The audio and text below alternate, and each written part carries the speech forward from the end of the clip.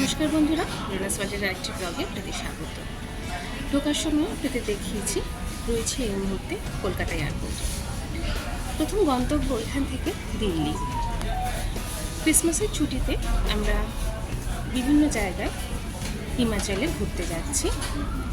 চলুন আমাদের সাথে ঘুরে আসবেন হিমাচল। প্রায় 8 ঘন্টার মতো লেট করে আমাদের ফ্লাইট ছাড়ছে। আর এই যে আমরা পা রাখছি দিল্লির মাটিতে, ইন্দিরা গান্ধী ইন্টারন্যাশনাল এয়ারপোর্টে।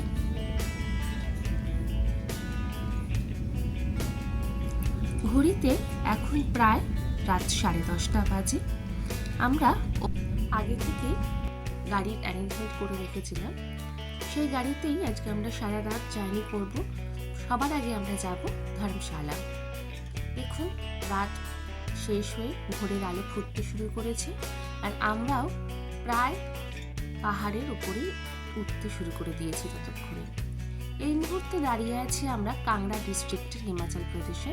আর সামনে যে দেখছেন গাড়ি দাঁড়িয়ে রয়েছে, ওইটা একটা ছোট্ট ইটারি, যেখানে আমরা ব্রেকফাস্টটা সারবো। এবং ব্রেকফাস্ট করার পরে এখানে আমরা প্রথমে যাব আগে ধর্মশালা স্টেডিয়াম এবং তারপর ওয়ার মেমোরিয়াল দেখতে। সেই দুটোই এই কাংড়া ডিস্ট্রিক্টে আছে বলে আগে আমরা এখানে দেখে সেখান থেকে ধর্মশালার ম্যাকলয়েডগঞ্জ, যেখানে আমরা থাকবো, সেই উদ্দেশ্যে রওনা দিচ্ছি। চলুন, আমরা কথা বলতে বলতে খাওয়া দাওয়া করে নিয়ে আবার চলে এসেছি গাড়িতে। বেশ কিছুটা জার্নি করে পৌঁছে যাব এবার আমরা ধর্মশালা স্টেডিয়ামে। ওই দেখুন পাহাড়ের চূড়োতে বরফ ভর্তি, কি সুন্দর লাগছে দেখতে। এই ছবিটা আপনাদের নিশ্চয়ই কিছু বলার অপেক্ষা রাখবে না, আপনারা সবাই জানেন ধর্মশালা স্টেডিয়াম। এটা হচ্ছে এন্ট্রি গেট। এখানে টিকিট কেটে তারপরে ঢুকতে হয়। মাথা পিছু 30 টাকা টিকিট কেটে আপনি ঢুকে যাবেন এই স্টেডিয়ামের ভেতরে। এটা হচ্ছে প্রশাসনিক ভবন মোস্ট প্রবাবলি, কারণ এখানে কিন্তু সাধারণ মানুষের ঢোকা নিষেধ। খুবই সুন্দর। চলুন এগিয়ে যাই আমরা স্টেডিয়ামে, যেখানে গ্যালারি আছে সেখানটায়।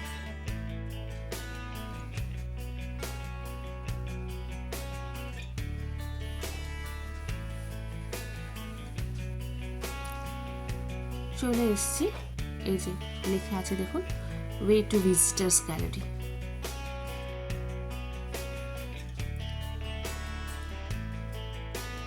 উঠে পড়ছি স্ট্যান্ডে, আর এই যে চোখের সামনে অপূর্ব সুন্দর একটি স্টেডিয়াম, হিমালয়ের কোলে অবস্থিত পৃথিবীর সবচেয়ে সুন্দর স্টেডিয়াম ধর্মশালা স্টেডিয়াম।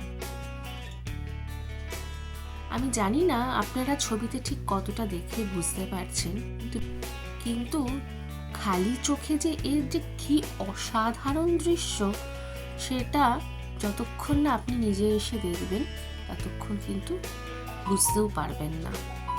অসম্ভব সুন্দর। মাঠের মধ্যে বহু ছেলে মেয়ে প্র্যাকটিস করছে, আর সবচেয়ে আশ্চর্য বিষয়, এই সকালবেলাতে প্রচুর লোক কিন্তু আমাদেরই মতো এই স্টেডিয়াম দেখতে এসছে। কি সুন্দর সবুজ ঘাসগুলো। 2003 সালে কিন্তু এই স্টেডিয়ামটির উদ্বোধন হয়।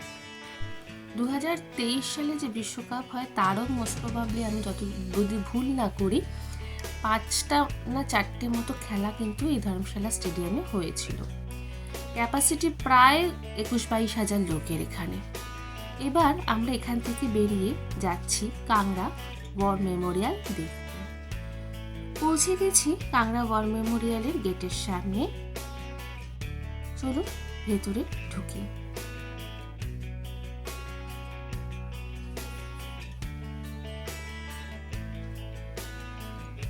এই গেটের ভেতরে ঢুকতেই ডান দিক এবং বাঁ দিকে দুটো যুদ্ধ কামানের রেপ্লিকা রয়েছে। এই যে আর এই পাশে রয়েছে টিকিট কাউন্টার। এটি প্রতিদিনই সকাল 8টা থেকে রাত 8টা পর্যন্ত খোলা থাকে। আর টিকিটের মূল্য আমি যদি মানে আমার সঠিকভাবে মনে নেই, তবে মোস্ট প্রবাবলি 30 টাকা করে। চলুন ভেতরে ঢোকা যাক।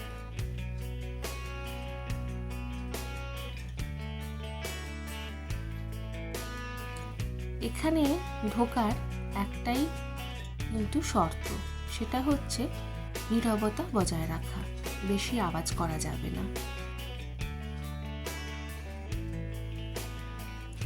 ভারতবর্ষে যে বিভিন্ন যুদ্ধ হয়েছে সেই যুদ্ধের শহীদদের এখানে নাম খোদাই করা রয়েছে। আর সামনে আপনি দেখতে পাচ্ছেন কিনা জানি না, সুন্দর করে ভারতের একটা ম্যাপে রেখ করা রয়েছে, আর একটা যুদ্ধ বিমান ওপরটায় রয়েছে।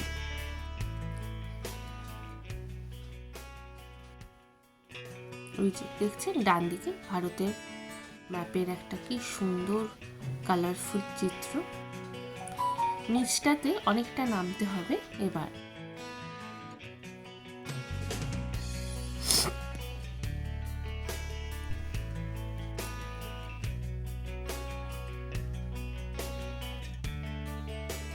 পেছন দিকটাতে পাহাড়ে ঘন জঙ্গলও রয়েছে, আর সামনের দিকটা এই ওয়ার মেমোরিয়ালে তৈরি হয়েছে।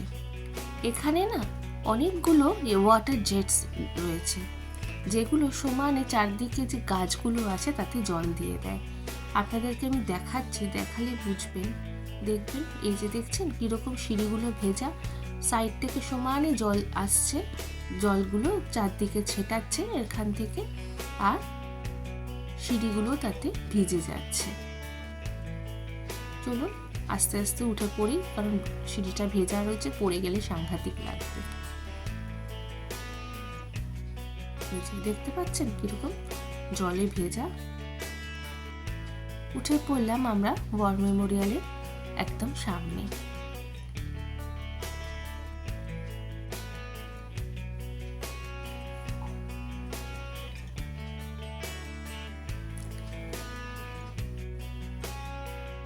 বাঁ দিকটাতেও সুন্দর করে সাজানো, আর এই যে 3টে উইংস রয়েছে, সেটা ভারতীয় সৈন্যবাহিনীর যে 3টে উইং সেটাকেই প্রদর্শিত করছে।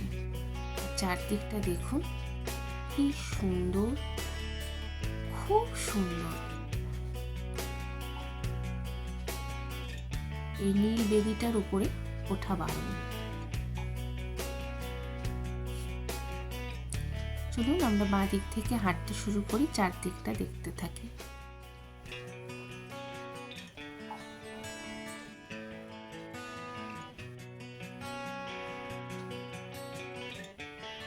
দিকটাতে সিংহের রেপ্লিকা তৈরি করা রয়েছে। এই যে 3টে উইংস বলছিলাম, এই যে একটা, ওই পাশে আরেকটা, ওইদিকে আরেকটা। এখানে পরপর পরপর পরপর সমস্ত যেসব যুদ্ধ ভারতে হয়েছে সেই সব যুদ্ধের শহীদদের নাম লেখা রয়েছে।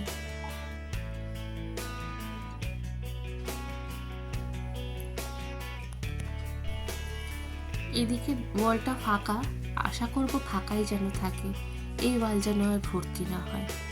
আমাদের বীর সন্তানদের এই শহীদ হওয়াটা সত্যি তাদের জন্য গর্বের, কিন্তু আমরা তো কোনো মায়ের কোল খালি করতে চাই না, বলুন।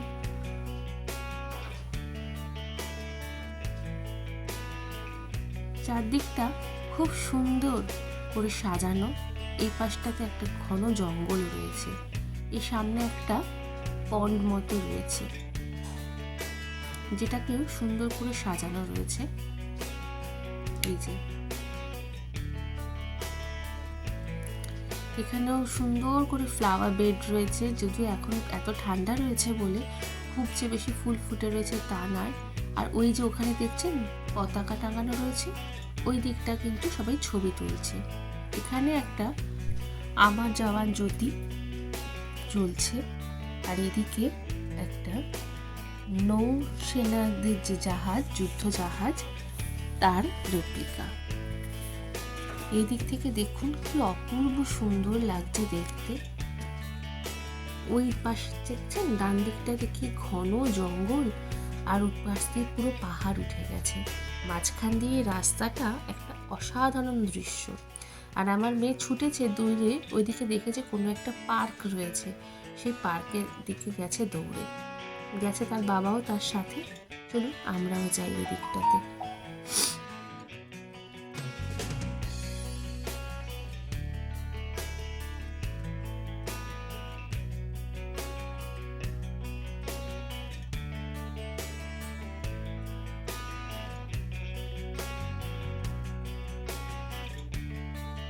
এই পাশটা দিয়ে দেখুন, এই পাশে আবার একটা নিচে নেমে যাওয়ার রাস্তাও রয়েছে,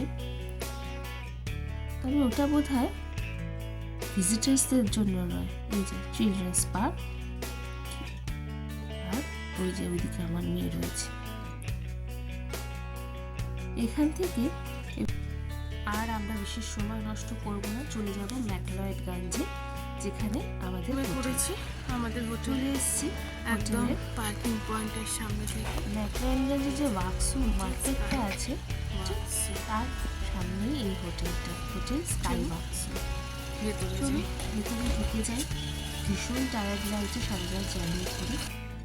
ভাবলাম আপনাদেরকে রুমটা একটু দেখিয়ে দিই। ভেতরে ঢুকলে এই যে আমাদের 3 বেডরুমের এই রুমটা, ঢুকতে বেশ খানিকটা সরু গলি, তারপরে এখানে পরপর 3টে বেড।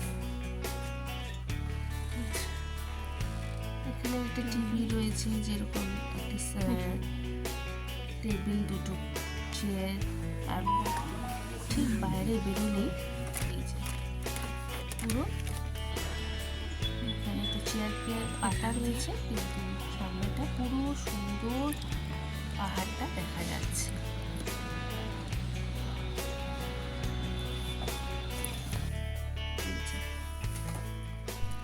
এদিক থেকে আপনাদেরকে আরেকবার রুমটা দেখিয়ে দিই।